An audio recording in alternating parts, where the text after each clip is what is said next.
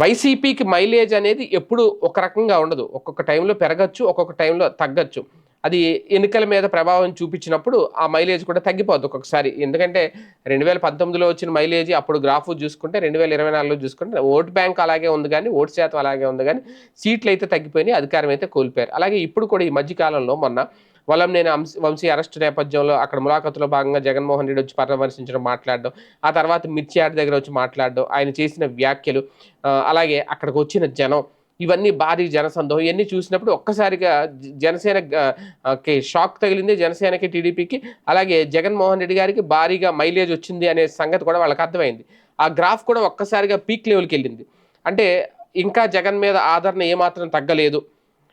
జగన్ని ఆదరించే వాళ్ళు, అభిమానించే వాళ్ళ సంఖ్య రోజు రోజుగా పెరుగుతోంది. వైసీపీకి తిరుగులేదు అనుకుంటున్న టైంలో, గ్రాఫ్ పెంచుకున్న టైంలో ఒక్కసారిగా మళ్ళీ కుప్పకూలిపోతున్న పరిస్థితి. ఒక్కసారిగా కార్యకర్తలు డేలా పడిపోతున్న పరిస్థితి. ఏంటి అంటే ఆయన ఒక 2 రోజులు ఉంటున్నారు, హడావుడి చేస్తున్నారు. మళ్ళీ కట్ చేస్తే బెంగుళూరు వెళ్ళిపోతున్నారు.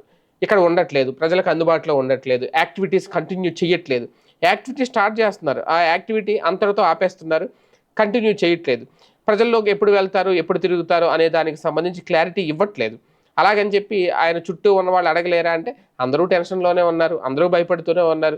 సజ్జల రామకృష్ణారెడ్డి గారి మీద కూడా భూ అక్రమాల కేసులు, లేదంటే ఆరోపణలు ఇవన్నీ నడుస్తున్నాయి. పెద్దిరెడ్డి రామచంద్రారెడ్డి గారి చుట్టూ అవే నడుస్తున్నాయి. కీలక నాయకులందరినీ కూడా ఎక్కడికక్కడ చుట్టూ ఒక చక్రబంధనం అనే ఒక దిగ్బంధించేసి ఉంచారు. వాళ్ళు కూడా ఏం మాట్లాడలేకపోతున్నారు. ఎవరి గొడవలో వాళ్ళు ఉన్నారు. ఇంకా రాష్ట్రానికి సంబంధించి నెక్స్ట్ వైసీపీకి సంబంధించి కార్యకలాపాలు ఇంకెవరు చూసుకోవాలి?